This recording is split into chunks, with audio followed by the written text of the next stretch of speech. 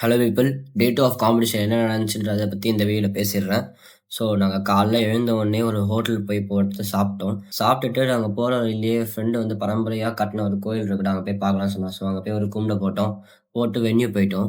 Venue போனோடனே first competition race தான். So அங்கே போய் நாங்கள் வந்து டிஸ்கஸ் பண்ணிட்டு இருந்தோம் ரூல்ஸ் பற்றி. என்னோட ப்ரீவியஸ் வீடியோஸ் பார்த்தீங்கனாலே ரோபோ ரேஸ்னா உங்களுக்கு தெரிஞ்சிருக்கும். இருந்தாலும் சொல்கிறேன்.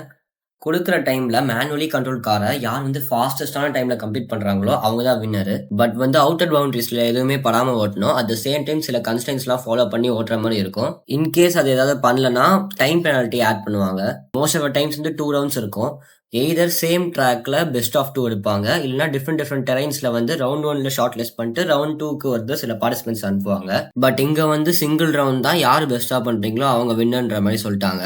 இதுலயும் நாங்க 2 டீம் போயிருந்தோம். ஒரு டீம் வந்து 48 செகண்ட்ஸ் வித்வுட் பெனால்ட்டியும், இன்னொரு டீம் வந்து 47 செகண்ட் வித் 2 பெனால்ட்டிஸ்னும் நாங்க ஃபினிஷ் பண்ணோம். அங்க ரேஸ் முடிஞ்ச உடனே அடுத்த ஈவெண்ட் கிளம்பிட்டோம். போற வழியில இந்த ஒரு எலக்ட்ரிக் ஆட்டோவை பார்த்தோம். இதை பார்த்த உடனே என்னடா இது, இதுல போய் அவனை முடிவு பண்ணிட்டோம். அவர்கிட்ட போய் நான் பேக் ரொம்ப வெயிட்டா இருக்கு, எங்களுக்கு கூட்டு போய் அந்த எண்ட்ல மட்டும் விட்டுருங்க அப்படின்னு ஒரு கெஞ்சி கேட்டோம்.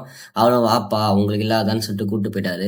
பார்த்தா 3 இடம் தான் இருந்துச்சு. சரி ஓகேன்னு சொல்லிட்டு ஆயத்தை இறக்கி விட்டு அவனுக்கு பாய் பாய் சொல்லிட்டு கிளம்பி போயிட்டோம். இதுக்கப்புறமா இன்னொரு ட்ரோன் ஈவெண்ட் மட்டும் அட்டன் பண்ணோம். அதை பற்றி நெக்ஸ்ட் வீடியோவில் பேசுகிறேன். Stay tune.